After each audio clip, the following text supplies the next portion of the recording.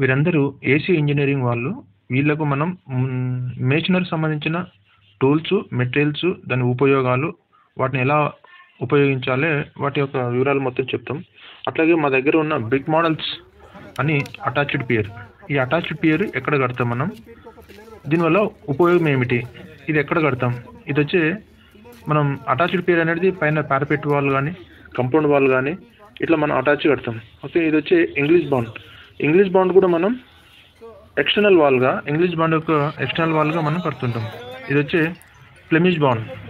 అంటే ఇట్లా మన దగ్గర డిఫరెంట్ అన్ని బాండ్స్ అనేది మన దగ్గర ఉంటాయి. ఇది వచ్చి ఆల్టర్నేట్గా హైడర్ స్ట్రక్చర్గా ఆల్టర్నేట్గా ఈ బాండ్స్ వచ్చేస్తుంది. ఇది వచ్చి కన్స్ట్రక్షన్లో ఎక్స్టర్నల్ వాల్ అన్నట్లు. దీని ఒక రేషియో వచ్చి 1:6 రేషియో. ఈ గోడ వచ్చి రోజుకి వచ్చి 1 మీటర్ హైట్ కట్టాలి. ఈ గోడ జాయింట్ బ్రేక్ చేయడానికి మనం క్లీన్ క్లోజర్ వాడినాం. ఈ గోడ యొక్క ఇది వచ్చి లోడ్ బేరింగ్ వాల్. ఈ గోడ లోడ్ బేరింగ్ వాల్ అంటే మనం ఈ గోడ కట్టడం చుట్టూ గోడ కట్టి దీనిపైన స్లాబ్ వేసుకోవచ్చు. ఈ గోడ కట్టడానికి మనకు 18 ఇంచులు వాల్ థిక్నెస్. ఇది వచ్చి లోడ్ బేరింగ్ వాల్. దీని యొక్క రేషియో వచ్చి 1:6 రేషియో. దీనికి పిల్లర్స్ బీమ్లో అవసరం లేదు, చుట్టూ గోడ కట్టేసి దీనిపైన మనం స్లాబ్ వేసుకోవచ్చు. ఇది వచ్చి టీ వాల్ అన్నట్టు. T wall Flemish bond, double Flemish bond అనొచ్చు. దీన్ని మనం 18 ఇంచుల వాల్ అన్నట్లు. ఇది కూడా లోడ్ బేరింగ్ వాల్. దీనిలోనే మనం డోర్స్, విండోస్ అని పెట్టచ్చు. ఇది వచ్చి రాప్ట్రాప్ బాండ్. దీని యొక్క రేషియో వచ్చి 1:4. ఈ గోడ యొక్క ఉపయోగం ఏమిటంటే కూలింగ్ పర్పస్, అంటే బయట ఉన్న వేడి అనేది లోపల రానియదు. ఓకే, ఇది వచ్చి లోడ్ బేరింగ్ వాల్. ఈ గోడ వచ్చి 19 ఇంచుల గోడ, 27 ఇంచుల గోడ. ఈ గోడ వల్ల ఉపయోగం ఏమిటంటే లోడ్ బేరింగ్ వాళ్ళు పూర్వంలో దర్వాజాలు కానీ, కిటికీలు కానీ, కబోర్డ్స్ కానీ, షెల్ఫ్లు కానీ, హల్మర్లు కానీ ఇవన్నీ గోడలనే వచ్చేది. అందుకని గోడ మందం అనేది 27 ఇంచుల గోడ అంటే 3 ఇటుకల మందం గోడగా ఇది నిర్మిస్తున్నాం. ఇది లోడ్ బేరింగ్ వాళ్ళు అన్ని గోడలనే వచ్చేస్తాయి అన్నట్లు. ఓకే, ఇది వచ్చే లోడ్ బేరింగ్ వాల్. ఇది ఇంగ్లీష్ బాండ్. దీని యొక్క రేషియో వచ్చి 1:6 రేషియో. ఇట్లా మనం ప్రతి గోడకు గోడ పూర్తి చేయడానికి చుట్టుపక్కల మనం క్లీనింగ్ చేసి జాయింట్లని ఏ రోజుకు ఆ రోజు చేయాలి. ఇది వచ్చి ఆర్చి. దీని యొక్క పర్పస్ ఏంటంటే మనం ఓపెన్ ప్లేస్లలో ఉపయోగించుకుంటాం. ఇది వచ్చి సెమీ సర్కిల్ ఆర్చ్ అంటాం. ఈ ఆర్చ్ కట్టడానికి కింద మనం మోసు కట్టి ఈ ఆర్చ్ అనేది ఇటుకలన్నీ పైన పేర్చి జాయింట్లను నింపేసినాం. ఇది వచ్చి ఒక కీ ద్వారానే ఈ ఆర్చ్ అనేది నిలబడుతుంది. పూర్వంలో బ్రిడ్జెస్ అంటే పెద్ద పెద్ద స్టోన్ల ద్వారా కూడా బ్రిడ్జెస్ చేసి దీనిపైన బస్సులు పోవడానికి తయారు చేసేవాళ్ళు. ఇలాగ మనం వీళ్ళతో డైరెక్ట్ ప్రాక్టికల్ అన్నట్లు మోడల్స్ అన్ని ఎక్స్ప్లెయిన్ చేసిన తర్వాత వీళ్ళకు ప్రాక్టికల్గా మళ్ళీ వీళ్ళకు ఒక టాస్క్ ఇచ్చేసి ఆ ప్రొసీజర్ ఎలా చేయాలనే దాని మీద మేము ఇంగ్లీష్ బాండ్ కానీ, ఫ్లెమిష్ బాండ్ కానీ, హైడర్ బాండ్ కానీ ఇట్లా మేము ప్రతి బాండ్స్ను వాళ్ళకు ఎక్స్ప్లెయిన్ చేస్తూ వాళ్ళకు టాస్క్ ఇస్తాం అన్నట్లు. గ్రూప్ వైజ్గా 6గురికి ఒక గ్రూప్ వైజ్గా వాళ్ళకు టాస్క్ ఇచ్చేసి వాళ్ళతో మళ్ళీ ప్రాక్టికల్లో కూడా మేము మళ్ళీ వాళ్ళకు చేయిస్తుంటాం, వాళ్ళ చేతులారా చేపిస్తుంటాం. మా దగ్గర ఉన్న మోడల్స్ అన్నీ ఎక్స్ప్లెయిన్ చేసినా మళ్ళీ వాళ్ళతో ప్రాక్టికల్గా మళ్ళీ వాళ్ళతోని అంటే ఆ యొక్క ప్రొసీజర్ ఎలా చేయాలి దాని మీద ప్రొసీజర్గా చెప్పుకుంటూ వాళ్ళతోనే ప్రాక్టికల్ చేపిస్తాం. ఇలా అన్ని ప్రాక్టికల్స్, ఆల్ మోడల్స్, బ్రిక్ మేషనరీ కానీ, తర్వాత స్ట్రక్చర్ బాండ్ కానీ, ఇంగ్లీష్ బాండ్ కానీ, అలైన్మెంట్ కానీ, ప్లంబ్ కానీ ఇవన్నీ మేము వాళ్ళతో టీం వర్క్గా వాళ్ళకి ఇచ్చుకుంటూ వాళ్ళతో ఆ ప్రాక్టికల్ అని మేము వాళ్ళతో చేయిస్తూ ఉంటాము. వీళ్ళంతా ఏసీ సివిల్ ఇంజనీర్స్ అన్నట్లు వీళ్ళందరూ. ఓకే, వీళ్ళందరికీ మేము టాస్క్ ఇచ్చేసి గ్రూప్ వైజ్గా చేసి వాళ్ళతో ప్రాక్టికల్గా అంటే లైవ్ ప్రాక్టికల్ మేము ఈ ప్రాక్టికల్ చేయడానికి రెడ్ బ్రిక్స్ వాడినాం, అట్లాగే సిమెంట్ బ్రిక్ వాడినాం. ఓకే, శాండ్, ఇసుక, లైమ్ కలిపి మోటార్ తయారు చేసినాం. ఇది వచ్చి 1:6 రేషియో. వీళ్ళు ఫ్లెమిష్ బాండ్ ఎల్వాల్ కడుతున్నారు, ఇవన్నీ జాయింట్లు నింపుతున్నారు. ఓకే, వీళ్ళందరికీ మేము వీడియో ద్వారా వాళ్ళు ఇంప్రూవ్ కావచ్చు, ప్రాక్టికల్ ద్వారా ఇంప్రూవ్ అవుతారు. అందుకని నేను ఈ వీడియో చేస్తున్నాను. ఓకే, వీళ్ళు అలైన్మెంట్ ఎలా కట్టాలో వాళ్ళకు ప్రాక్టికల్గా, ఆ లైన్ డోర్ కూడా అలైన్మెంట్ ఎలా కట్టాలనేది వీళ్ళకి ప్రాక్టికల్గా తెలిసిపోతుంది. ఇప్పుడు వాళ్ళు పెట్టే ఇటుకలు కూడా ఎలా పేర్చాలి, ఇది వచ్చి స్ట్రక్చర్గా పెట్టడం, ఇది ఎట్లా అలైన్మెంట్ ఎట్లా చెక్ చేయాలి, ఈ ఇటుకలు ఎలా పేర్చాలి అనేది ఇవన్నీ వీళ్ళకు ఇప్పుడు అలైన్మెంట్ స్ట్రేటరీ ద్వారా అలైన్మెంట్ ఎలా చెక్ చేయాలి ఇలా కూడా వాళ్ళకు ఐడియా. అంటే ఒక్కొక్క ప్రాక్టికల్ అనేది వాళ్ళకు ఇంప్రూవ్ అవుతుంటారు. వాళ్ళు వీళ్ళ ఒంటిలో మొత్తం మల్టీ స్కిల్ మొత్తం నింపుతూ ఉంటాం మేము. ప్రతిరోజు ప్రతి ప్రాక్టికల్కు వాళ్ళకు ఒంటిలో స్కిల్ అనేది మేము నింపుతూ ఉంటాం.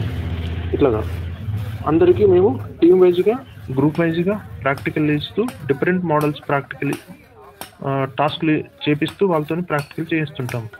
ఇదంతా ఏసీ ఇంజనీరింగ్ వాళ్ళు వీళ్ళందరూ వీళ్ళకు మేము టెక్నికల్గా ఆ కోర్సు నేర్పిస్తుంటాం. సివిల్ ఇంజనీర్స్ ఎఫ్ఎస్టీ బ్యాచ్ అంటాం. అలాగే వీళ్ళకు మోటార్ నిష్పత్తి, బ్రిక్ మెషినరీ, క్లోజరు ఎలా ఉపయోగించాలి, ఎల్వాల్ ఎలా కట్టాలి, స్ట్రక్చర్ బాండ్ ఎలా కట్టాలి,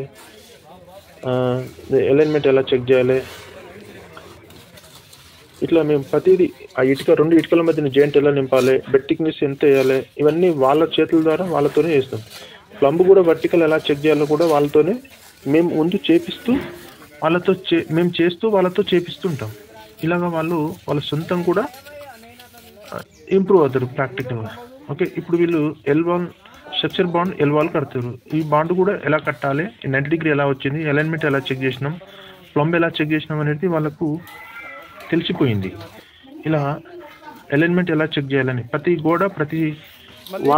వీళ్ళు ఇలా చేయడం వల్ల వీళ్ళు ఇంప్రూవ్ అవుతారు. ఇట్లా ప్రతి బాండ్స్, ప్రతి టీం, ప్రతి గ్రూప్ ఇలా చెక్ చేస్తూ ఉంటారు. ఇది వచ్చే ఇంగ్లీష్ బాండ్. ఒక టీంలో వచ్చి 6 ఒక టీమ్గా ఒక గ్రూప్గా చేసి వాళ్ళకు టాస్క్ ఇచ్చి ఆ టాస్క్లో ఆ పని అంటే ప్రాక్టికల్ ఎలా చేయాలో వాళ్ళకు ప్రొసీజర్గా వాళ్ళు ప్లంబ్ చెక్ చేయడం కానీ, అలైన్మెంట్ చెక్ చేయడం కానీ ఇవన్నీ చేస్తూ ఉంటారు. ఇది వచ్చే ప్లంబ్ వర్టికల్గా ప్లంబ్ చెక్ చేస్తున్నారు. ఇది వచ్చే ఇంగ్లీష్ బాండ్ ఎల్వాలు కార్నల్ ప్లంబ్ వర్టికల్ గురించి చెక్ చేస్తుండు బాబు. ఇలాగా వర్టికల్ ఎలా ఉండాలనేది ఇలా లైవ్ ప్రాక్టికల్ చేయడం వల్ల విద్యార్థులు ఇంప్రూవ్ అవుతారు. అలైన్మెంట్ చెక్ చేయడం ఇలాగా. ఇది వచ్చి డోర్ దర్వాజా మనం ఎలా బిగించాలి. ఈ దర్వాజా బిగించే ముందు మెయిన్ డోర్ అయితే కింది ఫ్లోర్ అయితే ఏం చేస్తామంటే మనం దర్వాజా కింద ఒక లేయర్ పెడతాం. ఒక వరుస పెట్టి ఫ్లోరింగ్ హైట్ కోసం ఒక వరుస పెడతాం. అదే మనం స్లాబ్ పైన అయితే వరుస అనేది పెట్టాం మనం. ఇది వచ్చి మనం మెయిన్ డోర్ అంటే ఒక మెయిన్ డోర్ ముందు మనం లెవెల్ చెక్ చేసుకున్నట్లయితే మిగతా డోర్స్ మొత్తం విండోస్ కానీ తర్వాత మిగతా డోర్స్ కానీ అన్నీ ఈ దర్వాజా ఒక టాప్ లెవెల్ నుండి అన్ని దర్వాజాలు విండోస్ అన్నీ ఒక లెవెల్గా తీసుకెళ్తాం. ఇది మనం వర్టికల్గా కానీ తర్వాత టాప్ లెవెల్ కానీ ఇవన్నీ మొత్తం ప్లంబ్ చెక్ చేసి ఈ దర్వాజా అనేది గోడ మధ్యలో పెడతాం. గోడ మధ్యలో పెట్టడం వల్ల ప్లాస్టింగ్ సపోర్టింగ్ అవుతుంది. దర్వాజా అనేది కదలకుండా ఉంటుంది. ఇది వీళ్ళు ఇంగ్లీష్ బాండ్ కడుతున్నారు. దర్వాజా పెట్టి ఇంగ్లీష్ బాండ్ కడుతున్నారు.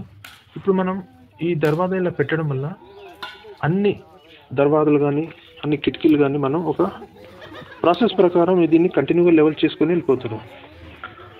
ఇలా మనం దర్వాజా గోడ మధ్యలో పెట్టడం వల్ల గోడకు బలం ఉంటుంది.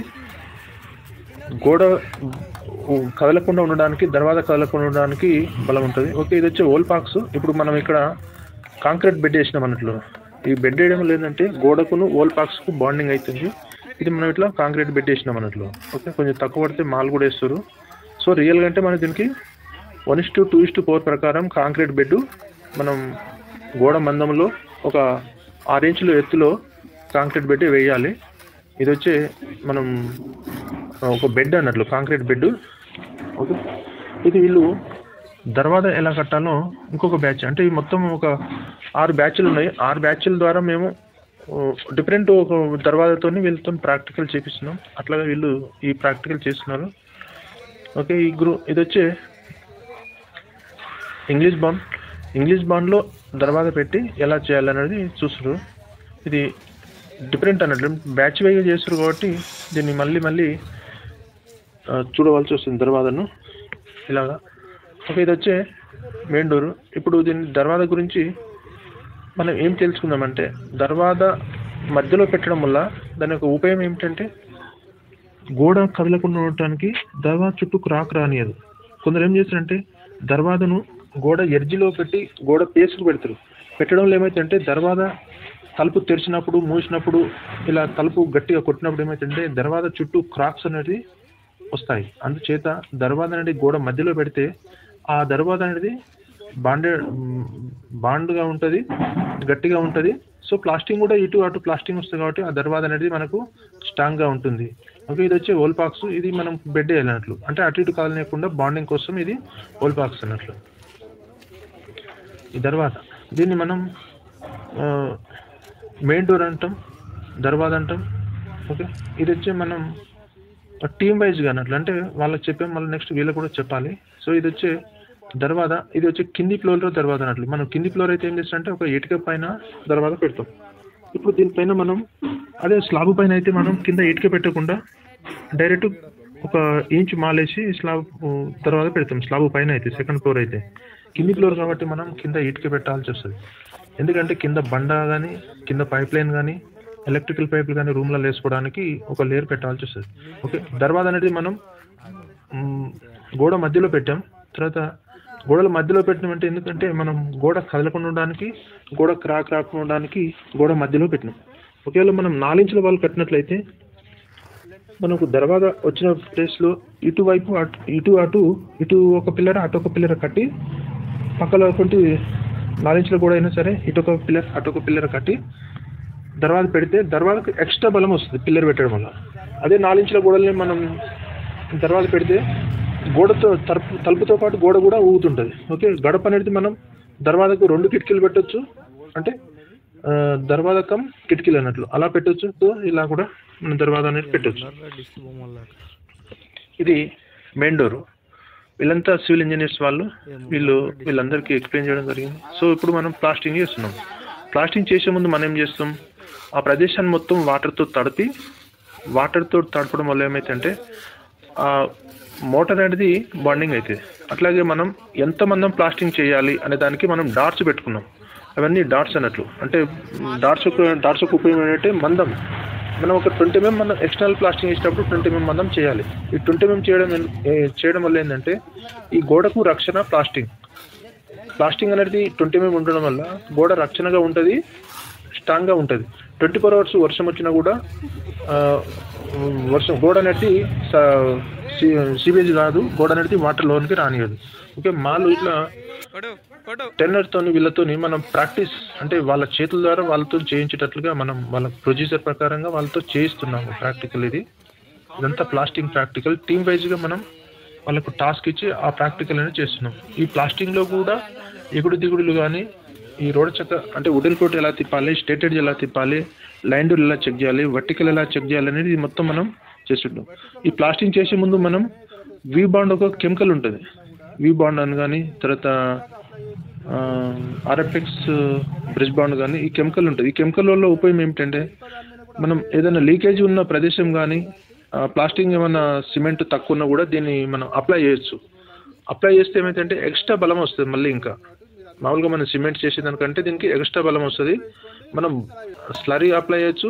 అట్లాగే వీళ్ళు చేసిన ప్రాక్టికల్ ఇది ఫోటో, వాళ్ళు ఎలా చేసామనేది వాళ్ళ జ్ఞాపకత్వం కోసం ఒక వీళ్ళంతా ఫోటోగా దిగుతున్నారు. ఓకే, ఇది వచ్చే సో మొత్తం ప్రాక్టికల్ వాళ్ళకంతా టాస్క్, వీళ్ళంతా ఏసీ ఇంజనీర్స్ టాస్క్ అన్నట్లు. ఓకే, ప్లాస్టింగ్లోని ఎలా వీళ్ళు చెకింగ్ చేయాలి, ప్లాస్టింగ్ చేసిరు, వీళ్ళ ప్రొసీజర్, వీళ్ళ అసెస్మెంట్, అంటే వీళ్ళు సైట్లో వెళ్ళిన తర్వాత ఎలా చెక్ చేయాలి, అంటే స్ట్రేటెడ్ కానీ మనం హారిజాంటల్ కానీ, తర్వాత వర్టికల్ కానీ, డయాగ్నల్ కానీ, అంటే మధ్యలో గ్యాప్ లేకుండా ఇది మనం చెకింగ్ చేయాలన్నట్లు. ఇది వచ్చేసి స్ట్రేటెడ్. అంటే వీళ్ళు చేసే పని ఏంటి, సైట్లో సూపర్వైజింగ్ చేయడం. ఈ సూపర్వైజింగ్లో చేయవలసింది ఏంది, ఆ థిక్నెస్ ఎలా ఉంది, ఆ రేషియో కరెక్ట్ వాడుతురా, ఆ స్ట్రేటెడ్ అలైన్మెంట్ చెక్ చేస్తురా, ఇవన్నీ వాళ్ళు చెకింగ్ చేసుకునే విధానం, వీళ్ళు చేసే టాస్క్ అన్నట్లు. ఓకే, ఇప్పుడు లైన్ డోర్ ద్వారా మనం ఏరియా పెద్దగా ఉందనుకో, దాన్ని మనం ఏం చేస్తాం, లైన్ డోర్ ద్వారా కూడా మనం చెకింగ్ చేస్తాం. ఇలా అలైన్మెంట్ ఇలా చెక్ చేస్తాం. హారిజాంటల్ కానీ ఇలా క్రాస్ కానీ హారిజాంటల్ కానీ దీన్ని మనం చెకింగ్ చేస్తాం. ఇలా అంటే ఏరియా పెద్ద ఏరియా ఉన్న ప్లాస్టింగ్ ఏరియాను మనం స్టేటెడ్ అందదు కాబట్టి మనం లైన్ డోర్ ద్వారా కూడా చెకింగ్ చేసి అప్ డౌన్లు ఏమైనా ఉన్నాయా వాళ్ళు ఎలా చెకింగ్ చేయాలి ఇదంతా వాళ్ళకు మనం ప్రాక్టికల్గా చూపిస్తుంటాం. ఇది వచ్చే మేషనరీ ప్లాస్టరింగ్. దీనికి మనం ఎక్స్టర్నల్గా వాళ్ళకు ట్రైనింగ్ అంటే వాళ్ళ చేతులారా వాళ్ళతో ప్రాక్టికల్ చేపిస్తూ వాళ్ళకు ట్రైనింగ్ ఇస్తుంటాం. ఇది వచ్చి వీళ్ళకి డిఫరెంట్ అన్నట్లు, అంటే దాని యొక్క థిక్నెస్ కూడా ఎలా చెక్ చేయాలని కూడా మనం ఒక తాపితో లోపల కూర్చి ఆ ఏరియా కొద్దిగా తీసి ఆ లోపల కూడా థిక్నెస్ కరెక్ట్ ఉందా లేదా ఇది కూడా మనం చెకింగ్ చేసి ఓకే ఈ థిక్నెస్ మెయింటైన్ చేస్తారు, ఇది ఒక అలైన్మెంట్ కానీ లైన్ డోర్ కానీ ఇది ఇలా ఉండాలి అని మనం వాళ్ళ ద్వారా వాళ్ళు అసెస్మెంట్ చేసే విధంగా వాళ్ళని మనం ప్రాక్టికల్గా థియరిటికల్గా వాళ్ళని తయారు చేస్తాం. ఇదంతా ఏసీ ఇంజనీరింగ్ స్టూడెంట్ వీళ్ళందరూ. వీరికి మరి ఒక్కొక్క బ్యాచ్కి ఒక్కొక్క టాస్క్ లేకన్నా వాళ్ళకు ఎక్స్ప్లెయిన్ చేస్తూ ప్రాక్టికల్ వాళ్ళ చేతుల ద్వారా ప్రాక్టికల్ చేస్తూ ఇట్లా ప్రాక్టికల్ చేపిస్తుంటాము. ఇది వచ్చే ప్లాస్టింగ్ అంటే ఫస్ట్ కోట్ ప్లాస్టింగ్ ఎలా చేయాలి, దీని ఒక ప్రొసీజర్ ఏంటి, ఇది ఒక నిష్పత్తి ఎలా చేయాలి, ఇది ఎలా ప్లాస్టింగ్ చేయాలి, ఫస్ట్ ప్లాస్టింగ్ అనేది పైన కిందికి చేయాలి అనేది ఇలా చేస్తుంటాం.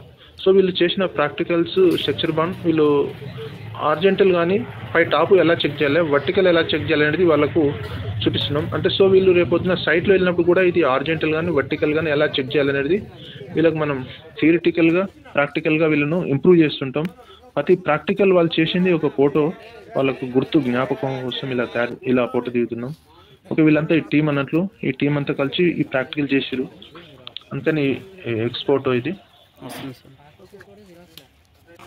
ఓకే వీళ్ళు ఈ ప్రాక్టికల్ చేసారు అంటే ఇది వచ్చే ప్లెమిష్ బాండ్. ఈ ప్లెమిష్ బాండ్ ఎలా కట్టాలి అనేది వీళ్ళు ప్రాక్టికల్గా వాళ్ళు చేసారు కాబట్టి అది జ్ఞాపకం కోసం ఈ ఫోటో. ఇది వచ్చే structure bond L wall top అంటే టాపు స్పిరిట్ లెవెల్ పెట్టాం మనం. స్పిరిట్ లెవెల్ పెట్టడం లేదంటే రెండు వైపుల గోడ కూడా టాప్ లెవెల్ ఉందా అనేది స్ట్రక్చర్ బాండ్. వాళ్ళ ఒక మెమరీ కోసం ఇదంతా ఫోటో తీసుకుంటున్నారు వీడియో ఇట్లాగా.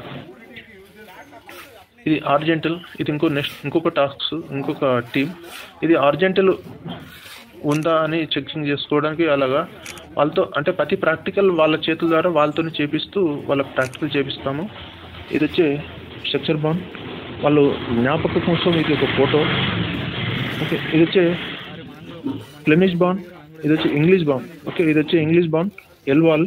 దీన్ని మనం వాళ్ళు అంటే వాళ్ళ ప్రాక్టికల్ చేసారు కాబట్టి వాళ్ళ ఫోటో ఇది. ఇది వచ్చే సర్కిల్ వాల్, ఇది వచ్చే ఆర్జెంటల్ చెకింగ్ అన్నట్లు. ఇది వచ్చి వాళ్ళు ప్రాక్టికల్ చేసారు. ఇది వచ్చి సర్కిల్ అనేది మన గ్రౌండ్లో వాటర్ ట్యాంక్ కానీ మెయిన్ వాల్ కానీ. ఓకే ఇది వచ్చి ఎల్ వాల్. ఇది వచ్చి మనకు స్ట్రక్చర్ బాండ్ ఇంటర్నల్ వాల్ అంటాం. ఇది ఒక రేషియో వచ్చి 1:4 రేషియో. ఇది వచ్చి వాల్ థిక్నెస్ 4 inches ఉంటుంది. ఈ గోడ అనేది మనకు ఇంటర్నల్ వాల్. ఓకే ఇది ఇంటర్నల్ కానీ కంపౌండ్ వాల్ కానీ పార్పెట్ వాల్ కానీ ఈ 4 inches కూడా కడతాం మనం. ఈ గోడ వచ్చి రోజుకి వచ్చి 1 meter హైట్ కడతాం. ఈ గోడ వచ్చి మనకు రేషియో 1:4 రేషియో. ఈ గోడ యొక్క జాయింట్ బ్రేక్ చేయడానికి మనం హాఫ్ బ్యాట్ అంటే సగం ఇటుక వాడినాం. ఈ రెండు ఇటుకల మధ్య జాయింట్ 1 centimeter ఉంటుంది. ఓకే ఇది వచ్చే ఇంగ్లీష్ బాండ్. వీళ్ళ టాస్క్ అన్నట్లు ఇది. వీళ్ళు ఇలా చేసినారు. ఇంగ్లీష్ బాండ్ ఎలా కట్టాలి అని ఇది ఎక్స్టర్నల్ వాళ్ళు. దీని గురించి వాళ్ళకు క్లారిటీగా చెప్పి వాళ్ళతో ఫోటో కూడా తీసుకున్నాం. ఇది వచ్చే ఆర్సీ అంటే మేము లాస్ట్లో గ్రూప్ ఫోటో ఒకటి తీసుకున్నాం. ఇది వచ్చే ఆర్సీ అంటే మనం వీళ్ళ కోసం ముందే మోడల్స్ అన్ని రెడీ చేసి పెట్టినాం. ఈ మోడల్స్ అన్ని ఎక్స్ప్లెయిన్ చేస్తాం. ప్రతి మోడల్స్ ఎక్స్ప్లెయిన్ చేయడంలో వాళ్ళకి ఇంప్రూవ్ అవుతుంటారు. Okay thank you.